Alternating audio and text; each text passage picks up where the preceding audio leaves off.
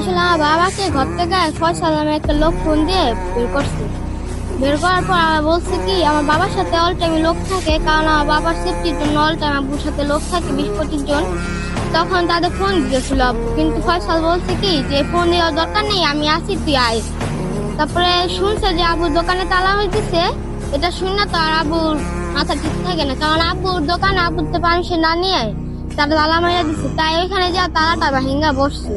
তারপর মইন টিটু ওর আইসা আবুর হুমকি দিতে তালা ভাঙছিস কে, আমাকে পারমিশন ছাড়া তালা ভাঙছিস কে। আবু বলছে কি তোর আমার পারমিশন ছাড়া তুই আমার দোকানে তালা দিছিস কে। তারপরে এই কথা বলছে পরে আমার বাবাকে নিয়ে পাথর দিয়ে ছুরি দিয়ে এখানে এখানে এখানে গুলি করছে, কিভাবে নিষ্ঠুর ভাবে মারছে।